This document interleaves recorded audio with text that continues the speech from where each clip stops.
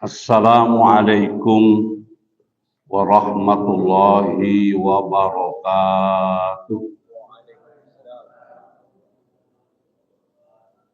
Alhamdulillahilladzi anzala sakinata fi qulubil mu'minin liyazdadu imanan ma'a imanihim. Wassalatu wassalamu ala sayyidina wa maulana Muhammadin wa ala alihi wa sahbihi ajma'in. Subhanaka la ilma lana illa ma 'allamtana innaka antal alimul hakim. Rabbis shrah li sadri wa yassir li amri wahlul 'uqdatam min lisani yafqahu qawli. Amin ya rabbal alamin.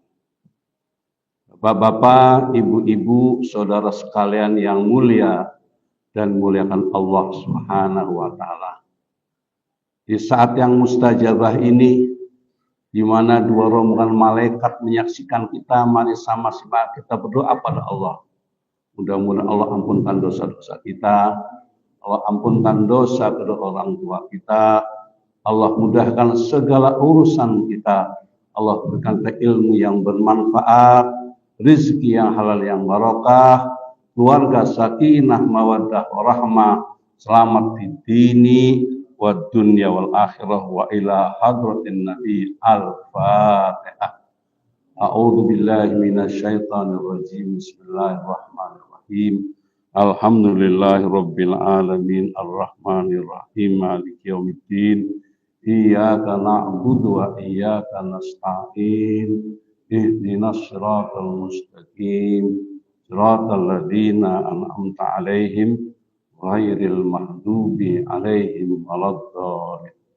Wa li ta'lifi hadzal kitab Asy-Syaikh Abi Zakaria An-Nawawi syai'un lillahi lahumul fatihah.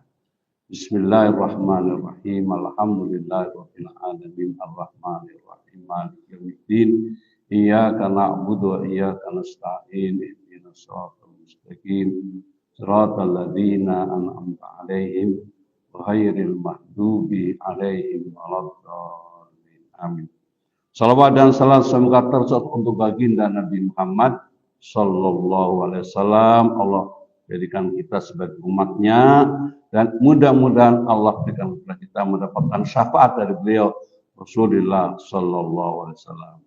Sallallahu ala Muhammad sallallahu alaihi wasallam. Sallallahu ala Muhammad sallallahu alaihi wasallam. Ya, sallallahu.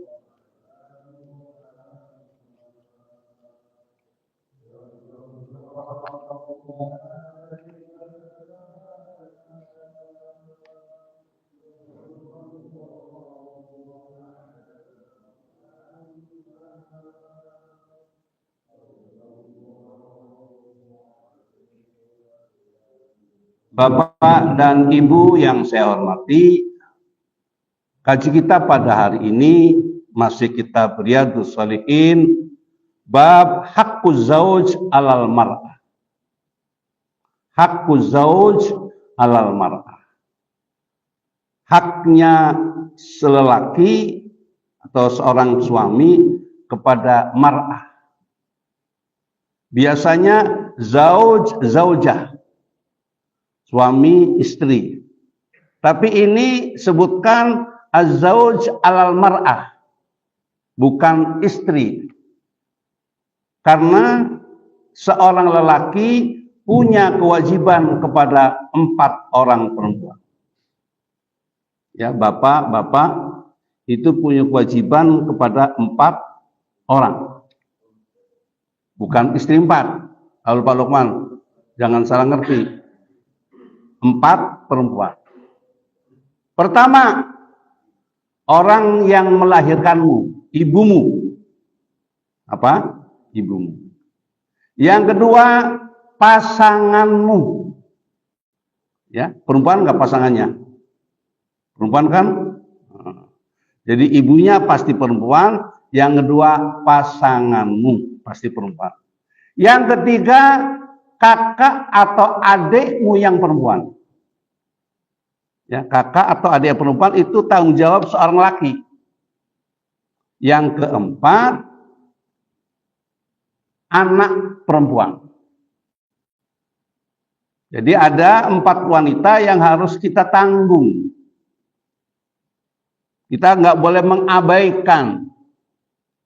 Ya, selama ini kadang-kadang begitu sudah nikah dengan orang tua sudah pisah, nggak boleh. Seorang ibu masih menjadi tanggungan kita, termasuk adik perempuan atau kakak perempuan, anak dan anak perempuan. Mari kita baca Al-Quran surat An-Nisa ayat 34.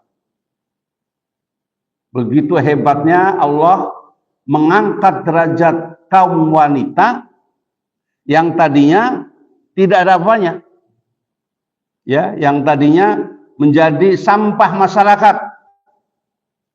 Sahabat Umar itu sempat malu karena punya anak perempuan. Tapi kemudian Allah datang. Salah satu di antaranya ada surat yang disebut surat An-Nisa. Surat An-Nisa artinya tentang perempuan. Nggak ada surat Ar-Rijal, surat laki nggak ada. Adanya surat An-Nisa. Namanya ada ibu kota, nggak ada bapak kota. Ibu jari, nggak ada bapak jari. Itulah hebatnya derajat kaum wanita. A'udzu billahi minasy syaithanir rajim. Ayo.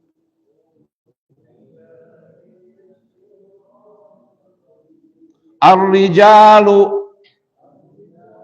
qawwamuna 'alan nisa bima faddalallahu ba'dahum 'ala ba'd. Bima faddalallahu ba'dahum ala ba'd. Allah menyatakan ar-rijalu. Kalau ini namanya kaki ar-rijlu. Ar-rijal sebagai kaki, tumpahan. Ar-rijalu kaum laki, bapak-bapak, qawwamuna 'alan nisa, menjadi penanggung jawab kepada wanita. Bima faddallahu ba'du 'ala ba'din, tentang sesuatu yang Allah lebihkan daripada yang lain. Di situ sebutkan yukhbaru ta'ala anna rijala qawwamuna 'ala nisa qiyamul wilayah. Dia berkewajiban untuk menguasainya, ala riayah, kepada kekuasaannya, min kamalil akli, ya, karena laki itu sempurna akalnya, waddin wal quwwah, agama dan kekuatan, wa bima a'tuhunna min mahdi wan nafqah, dan apa yang berikan kepada wanita itu dari mahar ataupun nafkah. Jadi bapak-bapak dan saudara-saudara ketika memberikan infak, ya, kepada istri, dapat pahala nggak? Pahala. Bahkan bapak-bapak mendatangi istrinya dapat pahala. Enak dong Pak. Ya, jadi pahala terus. Ibadah yang luar biasa, nikmat. Itu datangin istrinya. Sahabat bertanya, ya Rasulullah, apakah kalau saya datangi istri saya, gaul istri saya dapat pahala? Nabi bertanya, apakah kalau kamu datangin orang lain dapat dosa? Iya Rasulullah, kalau begitu datangin istrimu dapat pahala. Ibadah-ibadah yang luar biasa, yang tidak ada batasnya, tentang tanggung jawab seorang lelaki kepada wanita-wanita akan adanya kewajiban, baik masalah maharnya maupun nafkahnya dan lain sebagainya. Ketika bapak sudah saya terima nikahnya, maka tanggung jawab seorang ayah sudah terlepaskan kepada kita. Oleh sebab itu, kita harus tanggung jawab. Bukan hanya masalah harta, masalah nafkah, termasuk masalah ibadah. Siapa yang tanggung jawab kepada kita termasuk ibadah adalah termasuk pembantu kita yang dalam kapasitas sebagai tanggung jawab kita. Ya, jadi kalau pembantunya nggak sempat sholat, kemudian kita tidak memerintahkan, kita tidak mengingatkan, kita termasuk dosa. Apalagi anak. Jadi kewajiban kita bagaimana? Bertanggung jawab kepada semua yang ada di dalam rumah tangga. Apa yang kita lakukan itu semata-mata melaksanakan perintah Allah Subhanahu wa Ta'ala. Rasulullah SAW bersabda dari Abi Hurairah radhiyallahu anhu, qala Rasulullah SAW, idza da'a ar-rajulu imra'atahu ila firashihi falam ta'tihi fabata ghadbana 'alaiha la'anatha al-malaikah hatta tusbah. Muttafaqun alaih.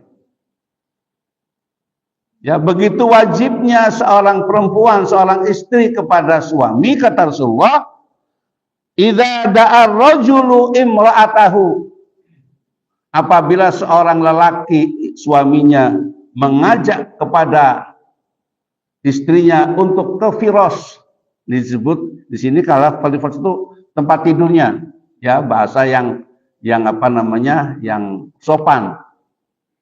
Ya, sekarang kadang biasa kan pakai ya gitu ya. Jadi nggak boleh, enggak. Ketika diajak ke firasnya, ke tempat tidurnya, kemudian ia tidak mau, capek, malas, maka orang itu, perempuan itu dilaknat oleh malaikat sampai subuh. Na'udzubillah. Oleh sebab itu, bagaimana caranya supaya istri jangan capek? Maka ajaran Islam memberikan kepada kita. Perempuan itu luar biasa, Pak. Nikmatnya. Ya. Rasulullah ketika Isra Mi'raj mendatangi surga dan mendatangi neraka. Kemudian di neraka katanya paling banyak adalah wanita. Bagaimana dengan yang laki Rasulullah? Tidak sedikit. Yang paling banyak adalah wanita, lelaki tidak sedikit, berarti banyak juga. Padahal wanita itu sangat luar biasa mendapatkan kehormatan. Kata Rasulullah, ayyumam ra'atin salat khamsaha, mana saja wanita, istri, salat khamsaha, salat 5 waktu. Salat 5 waktu. Jaga. Hatta umpamanya tidak sampai sunnah.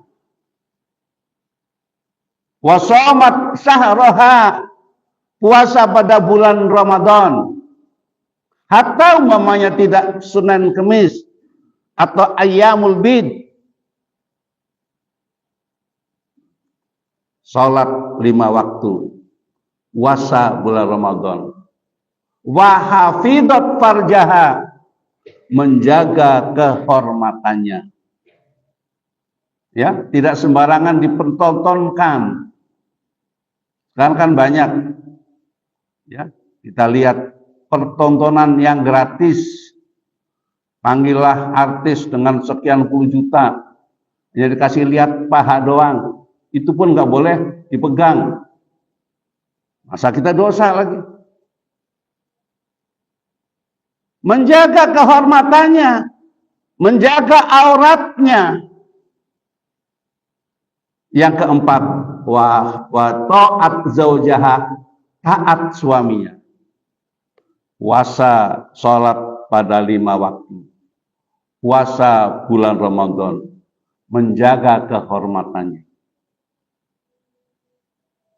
Kemudian taat suaminya. Kata Rasulullah, silahkan Anda masuk surga dari mana Anda mau. Padahal begitu luar biasa gampangnya wanita untuk bisa masuk surga. Tapi kenapa justru di neraka banyak wanita? Salah satu di antaranya adalah karena banyak wanita yang tidak menjaga kehormatannya. Pakai baju meletet. Apa? Meletet. Mana transparan? Kata Pak Lukman, dilihat dosa, nggak dilihat mubadil. Ya. Jangan hanya dikira mereka yang dosa, kita yang lihat juga dosa. Kita yang lihat dosa, tapi penglihatan kedua gitu. Kata Rasulullah, laka nadratul ula wa alaika nadratus saniyah. Rezeki kabar kamu lihatan pertama. Begitu lihat, wah udah jangan lihat, jangan di apa? Jangan dikedepin gitu. Itu enggak dosa. Baru kemudian wah dari mana ya? Mana orangnya ya? Nah, itu yang dosa. Setelah kita dapat dosa karena melihat auratnya orang perempuan, dosa berapapun akan diserahkan kepada yang membuat dosa. Wahai saudara-saudaraku yang tukang jahit, tukang bikin model, ya, hati-hati jangan bikin model yang you can see, apa I can see. You can see ya, bukan I can see. Ente yang lihat. Kemudian terjadi hal-hal yang menimbulkan maksiat, maka orang itu dapat dosa, dan dapat dosa berapa orang yang melihat itu. Man sanna sunnatan sayyi'atan fa'alaiha wizruha wa wizru man amila biha min ghairi ayanqusa min auzarihim. Barang siapa yang membuat percontohan perbuatan yang tidak baik, kemudian diikuti oleh orang-orang yang setelahnya, maka bagi dirinya mendapat pahala, mendapatkan dosa, dan dosa kiriman dari orang-orang yang berbuat dosa setelahnya. Ya, ini sangat hati-hati. Jangan sampai kita nanti sampai akhirat tahu-tahu nggak dapat apa-apa. Suatu hari Nabi bertanya kepada sahabat, atadruna manil muflis? Wahai sahabatku, apakah kamu tahu siapakah yang bangkrut? Atadruna manil muflis, bukan mukhlis, muflis. Apakah tahu siapakah yang bangkrut? Sahabat menjawab, Allah wa Rasul a'lam. Allah dan Rasul yang mengetahui. Ada yang mengatakan, ya Rasul, orang yang bangkrut itu yang nggak punya uang, nggak punya apa-apa. Oh bukan itu. Nanti di akhirat ada yang bangkrut. Dia bawa pahala sholatnya, bawa pahala hajinya, bawa pahala sedekahnya, dan macam-macam dibawa. Begitu luar biasa. Tahu-tahu mestinya harus masuk surga, ada yang datang. Ya Allah, angkat dulu. Kita hitungan dulu dengan orang ini. Ini dulu sering mencaci, sering memfitnah, maka pahalanya dibawa kepada yang difitnah. Ini gara-gara dia ya Rasul, ya Allah, saya jadi begini-begini. Ambil lagi pahala. Sudah habis pahalanya, masih ada yang datang lagi. Dulu berjanji ya Allah, tapi dia mengkhianati. Nah ini pahala udah nggak ada, gimana caranya?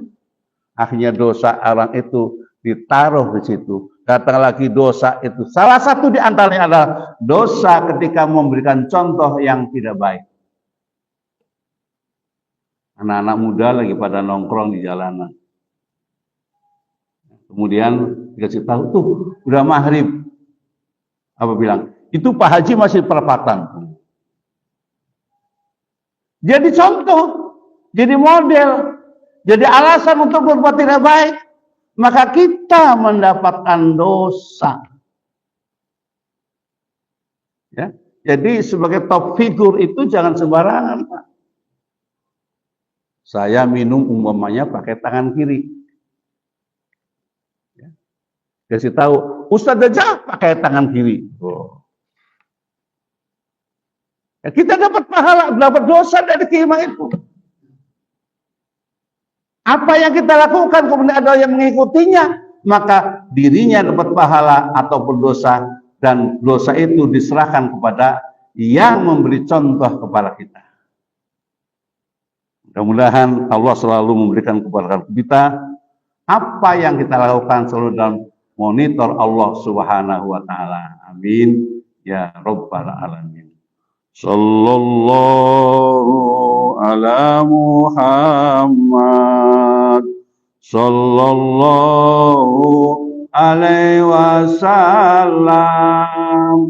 Sallallahu ala Muhammad sallallahu alaihi wasallam. Yang berikutnya hadis dari Abi Hurairah, anna Rasulullah sallallahu alaihi wasallam qala la yahillu li imra'atin antasuma wa zawjuha syahidun illa bi'idni wa la ta'adzana fi baiti illa bi'idni, muttafaqun alaih wa hadza lahdun lil Bukhari. Sahabat Abi Hurairah mengatakan bahwa Rasul bersabda, la yahillu li imra'atin, tidak halal bagi seorang wanita, antasuma, ia puasa sunnah, wa zaujuha syahidun, sedangkan suaminya ada di rumah. Ya, ini mungkin bagi suami yang jarang-jarang di rumah ya. Kalau tiap hari di rumah, tapi tetap berizin, ibu-ibu ya harus izin. Tidak halal bagi seorang istri berpuasa padahal suaminya ada di rumah. Ya, dia pelayaran, sudah berapa bulan enggak pulang. Ya, sampai rumah dia kan biasanya tidak istirahat. Jadi istrinya main puasa aja. Enggak boleh. Ini dulu. Bang, gimana hari ini? Ada enggak? Ya, malam-malam tanya. Apa maksudnya? Ya, saya besok mau puasa. Oh ya, silakan puasa. Silakan. Entar aja loh, saya baru pulang loh, main puasa aja. Nggak boleh. Satu hari zaman Rasulullah SAW ada seorang yang ngomong sama istrinya, Bu, saya akan pergi ke satu tempat. Ya, jangan kemana-mana, di rumah saja. Nggak lama kemudian ada berita bahwa orang tuanya sakit keras. Dulu waktu itu belum ada HP, ya, belum ada WA. Istrinya nggak pergi karena suaminya melarang saya pergi. Berita lagi, Bu, sudah hampir saja saya nggak bisa pergi karena suami saya melarang. Sampai akhirnya meninggal, juga nggak datang. Sampai dikuburkan, juga nggak datang. Wah, ini kayaknya sadis amat gitu ya. Kemudian berita itu disampaikan kepada Rasulullah, ya Rasulullah, si fulan, si perempuan itu diperintah suami untuk tetap di rumah. Untuk di rumah. Kemudian diberitakan orang tuanya sudah mulai sakit keras sampai meninggal, sampai dikuburkan, dia nggak datang. Nabi tersenyum, Bapak. Nabi tersenyum. Kenapa? Ayahandanya dimaafkan oleh Allah karena setianya istri anak perempuan kepada suaminya. Ya ini memang harus ada keseimbangan. Istri nggak boleh kemana-mana tapi nggak diapa-apain. Harus semua dilengkapin. Makanya kalau di Arab itu Pak, kalau punya istri itu kurus, nggak terhormat. Makanya di Arab itu istrinya gemuk-gemuk. Karena nggak boleh kemana-mana Pak. Tugasnya hanya di ranjang. Belanja yang tanggung jawab suaminya. Masak yang tanggung jawab suami. Semua disiapin. Sehingga dia tidak bisa memberikan, tidak bisa menolak tentang apa yang diminta oleh suami. Ya, sekarang kita kan beda. Apalagi bagi kita seorang perempuan yang wanita karir. Ya, wanita karir nggak mungkin bisa begitu, sehingga ada kompromi-kompromi. Ketika suami mendapatkan hasil dari usahanya, itu kata Allah, harta istri adalah harta istri. Sementara harta suami adalah sebagian menjadi harta istri. Kenapa? Kenapa kok sebagian bukan semuanya? Karena suami tadi punya kewajiban terhadap 4 macam perempuan. Ibunya. Apa? Ibunya. Adik perempuannya, istrinya, dan anak perempuannya. Sehingga tidak semuanya diberikan kepada istri. Bapak dan Ibu yang saya hormati, kita ini semuanya saling punya tanggung jawab.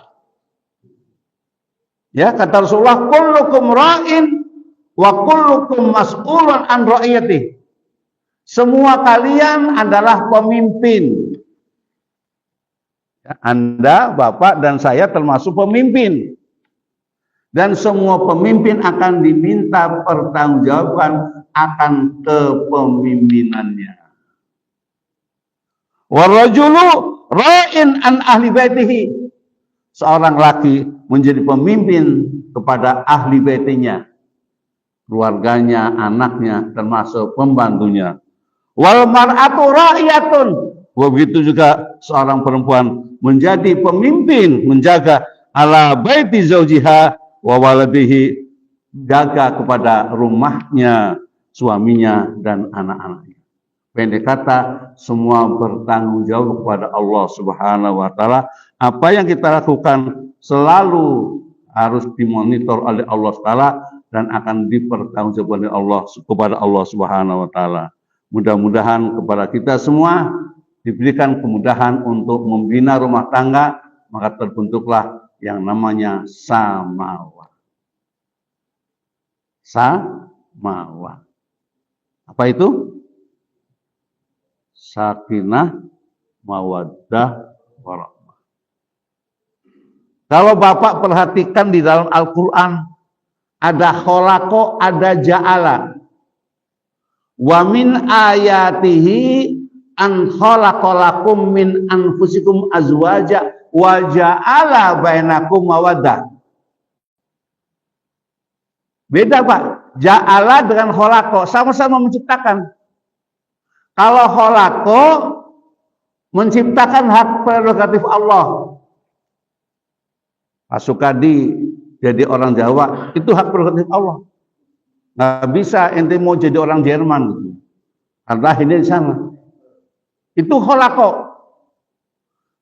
Allah kholaqalakum min anfusikum, menjadikan untuk kamu dari pasanganmu, dari dirimu. Ya, jadi kita mendapatkan jodoh dari sejenisnya, artinya sama-sama manusia. Nggak boleh nikah sama jin, karena bukan min anfusikum. Kan ada gitu kan, katanya. Saya nggak pernah lihat. Katanya ada orang nikah sama jin, itu nggak sah, nggak boleh. An khalaqalakum min anfusikum, Allah menjadikan dari tidak ada menjadi ada. Wa ja'ala bainakum mawaddatan wa rahmah. Allah menjadikan untuk kamu mawaddah warahmah. Itu ja'ala berarti harus ada peranan yang ketiga. Ya. Dari istrinya, dari suaminya, dari keluarganya. Maka ketika kita melaksanakan pernikahan yang kita ucapkan barakallahu laka wa baraka alaika. Apa itu? Barakallahu laka. Semoga Allah memberkahi kepadamu laka waktu senang. Ya. Ada beda. Barakallahu laka wa baraka alaika. Semoga Allah memberkahi kepadamu waktu senang. Wa barak alaika, dan Allah memberi berkah kepadamu juga waktu tidak senang. Ya, jadi tidak ada istilah ada uang abang sayang, nggak ada uang abang tendang. Baik dalam keadaan senang maupun tidak senang, selalu mendapatkan keberkahan dari Allah Subhanahu wa taala. Barakallahu laka wa baraka alaika wa jama'a bainakuma fi khair. Itu yang kita ucapkan. Semoga berkah. Waktu bapak dan ibu membaca doa makan, apa doanya? Allahumma barik lana, berkah juga. Allahumma barik lana fima rozaqtana. Terus waqina adzabannar. Waqina adzabannar, jauhkan dari api neraka. Apa urusannya? Kok makan yang berkah, rezeki yang halal, kaitannya dengan waqina adzabannar? Kayaknya kagak nyambung. Ini kan cuma berkah Pak Ustadz, kenapa ada waqina adzabannar? Betapa besar, betapa perhatian Allah. Rasul mengajarkan kita, makanan yang kita makan itu harus yang halal. Karena kalau makanan tidak halal, kata Rasulullah, mana bata min suhtin fannaru aula. Apa saja yang tumbuh dari barang haram, maka neraka tempatnya. Na'udzubillah min dzalik. Sehingga yang kita makan, baik jenisnya yang halal, caranya yang halal, diperolehnya dengan cara yang halal. Yang kita miliki ada yang harus kita bagikan kepada orang lain, baik infak, sedekah maupun zakat. Ya, karena tidak mungkin kita bisa melaksanakan sesuatu tanpa pertolongan orang lain. Jadi jangan mengatakan buat apa, kan kita usaha sendiri, kerja sendiri, bisnis sendiri. Kenapa harus ngasih orang lain? Ketahuilah Bapak dan Ibu yang saya hormati, tidak ada orang yang bisa hidup sendiri. Pasti membutuhkan orang lain. Ya. Bapak-bapak bisa duduk tenang begini sambil nyender, sambil ngantuk. Kenapa? Ada aja yang dengerin. Coba mengong sendiri nggak ada yang dengerin. Kan nggak mungkin. Saya juga bisa ngomong begini karena apa? Karena ada bapak dan ibu. Jangan coba-coba saya ngomong sendiri nggak ada orang. Kan harus dibawa kemana? Ke Grogol. Dikira mulai kapan Ustaz? Jadi saling kait-mengkait, saling membutuhkan.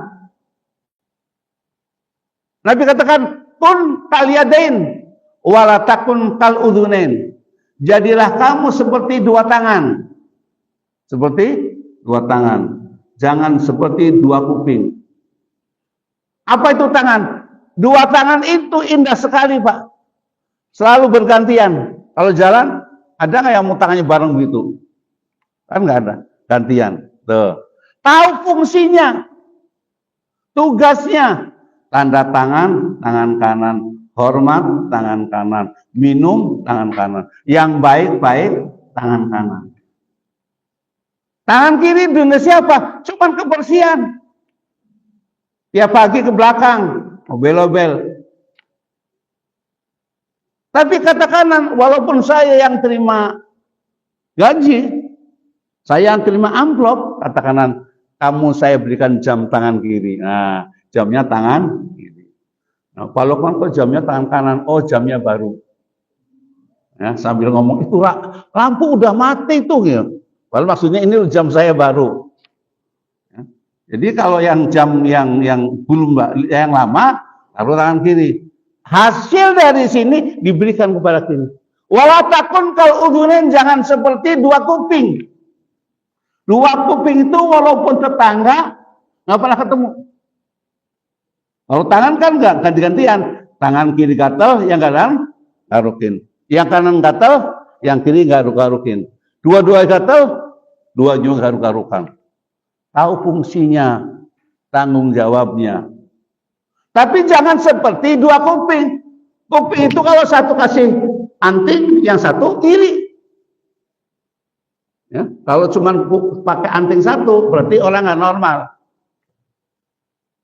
Walaupun dekat nggak pernah ketemu. Yang kiri kanan dilihat, yang kanan lari lagi. Ini ibarat betapa kita walaupun dekat, tapi saling tolong menolong. Jadilah kita seperti dua kuping, dua mata, dua telinga, tapi satu mulut. Apa artinya? Lihat banyak. Banyak lihat. Banyak dengerin. Banyak lihat, banyak dengerin. Sedikit bicara. Kalau sekarang kan kebalikannya. Bicaranya kemana-mana, ngomongnya kemana-mana, tapi pikirnya, kupingnya nggak pernah dengerin apa keluhan, matanya nggak pernah dengerin apa sengsaranya. Allah menjadikan kepada kita dua mata, lihat dengan banyak lihat, dua telinga, banyak dengerin, tapi satu lisan. Dan lisan itu pun dijaga oleh dua bibir. Ya. Bibir ini ada yang tipis, ada yang tebal. Ini beda-beda, Pak. Kalau yang tipis biasanya bawel, karena enteng. Nah, kalau cari istri yang bibirnya tebal, nggak bisa ngomong. Ya sudah, dikasih tutup sama bibir, dikasih lagi dengan yang namanya gigi. Supaya jangan gampang ngomong. Bahkan sekarang giginya dipakai apa? Kawat apa tuh? Ya, dulu kan kalau yang dipakai kawat itu kan kebun binatang ya. Ini gigi. Itu maksudnya supaya jangan banyak bicara. Karena apa? Salamatul insan fi hifdzil lisan. Selamatnya seorang dalam rangka kemampuan mengendalikan lisannya. Mari kita akhiri pengajian kita ini karena sudah jam berapa kita disuruh? Berapa menit lagi? Atau mungkin ada yang mau tanya? Ya silakan.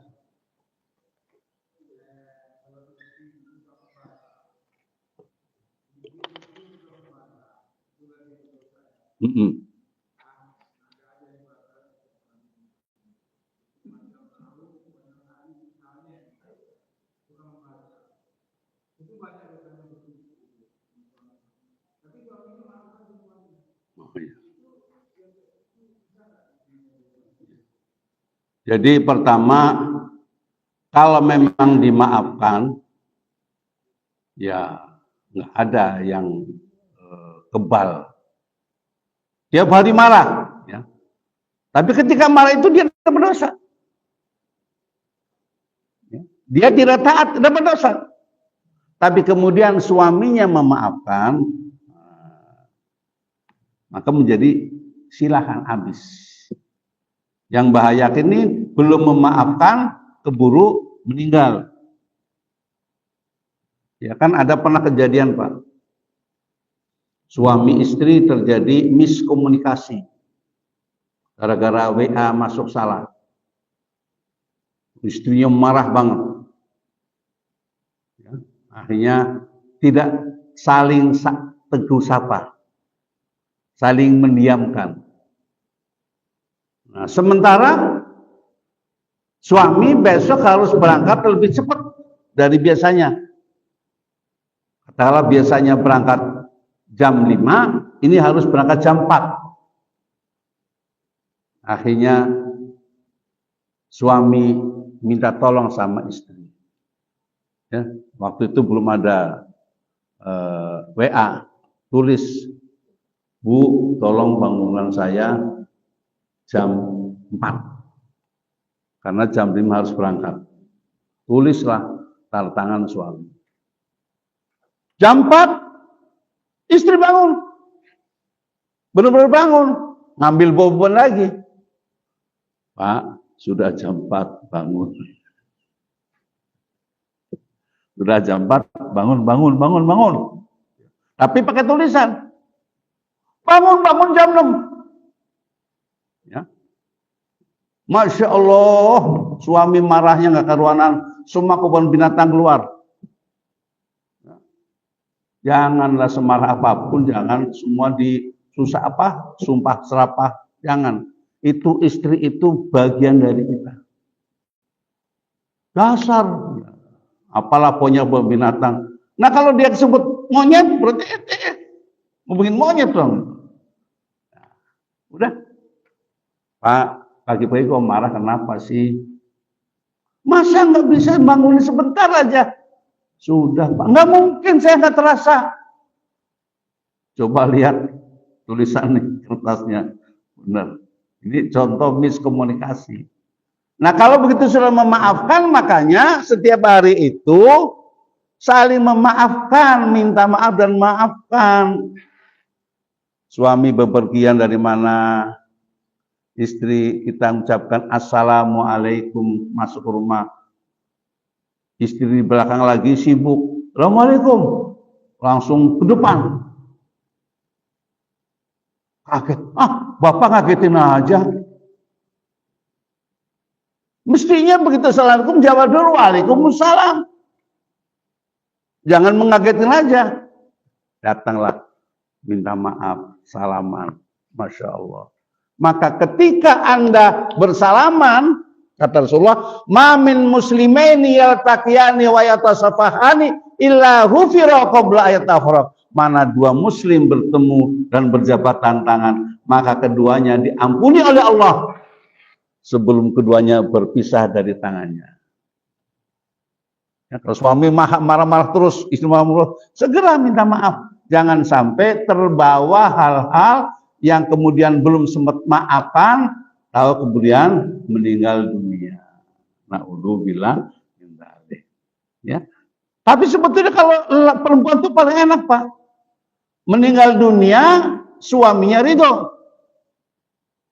Ya, ayyuma mra'atin matat wa zawjuha anha radin. Mana-mana wanita meninggal dunia dan suaminya ridho, maka disilahkan masuk pintu mana surga yang Anda mau. Ya. Tapi jangan ridho supaya apa? Dapat lagi gitu. Artinya memaafkan semua kehilafannya. Ya karena yang manusia pasti ada yang namanya setan. Setan itu selalu menggoda kita, mencari-cari celah untuk bisa menggoda kita. Mudah-mudahan godaan setan kepada, ada khusus setan yang goda tentang keluarga, ada Pak. Ada setan yang goda tentang waktu sholat. Ada setan yang goda khusus untuk keluarga supaya perang terus. Itu setan juga namanya. Ada namanya satu gerombolan setan. Ya kita minta sama Allah SWT, mudah-mudahan Allah pelihara hubungan kita. Allah jadikan kita keluarga sakinah, mawaddah, warahmah. Amin ya rabbal alamin. Demikianlah Bapak dan Ibu yang saya hormati, ada yang sampaikan, mudah-mudahan apa yang kita lakukan pada hari ini mendapatkan perhatian untuk kita untuk saling menghargai, saling menghormati, dan saling memaafkan, karena kehidupan ini hanya sifatnya sementara. Terima kasih. Wallahul muwaffiq ila aqwamit thoriq.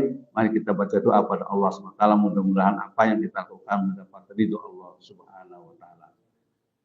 Bismillahirrahmanirrahim. Alhamdulillahirabbil alamin. Allahumma shalli wa sallim wa barik ala sayyidina Muhammadin wa ala ali sayyidina Muhammad. Allahumma ighfir lana dzunubana wa li walidayna warhamhuma kama rabbayana shaghira. Allahumma anfa'na bima 'allamtana wa 'allimna ma yanfa'una wa zidna ilma. Rabbana hab lana min azwajina wa dzurriyyatina qurrata a'yun waj'alna lil muttaqina imama. Rabbana atina fid dunya hasanah wa fil akhirati hasanah wa qina adzabannar. Sallallahu alaihi wasallam Muhammad walhamdulillahirabbil alamin. Subhanakallahumma wa bihamdika asyhadu an la ilaha illa anta astaghfiruka wa atubu ilaik. Pengumuman besok minggu itu FK Ulum kegiatannya pindah ke puncak Monas. Di atas, Pak. Kita akan doa bersama di puncak Monas. Habis subuh kita langsung sana, ada beberapa mobil. Kita akan doa bersama dan akan deklarasi FK Ulum tingkat DKI Jakarta. Jadi besok tidak ada kegiatan FK Ulum.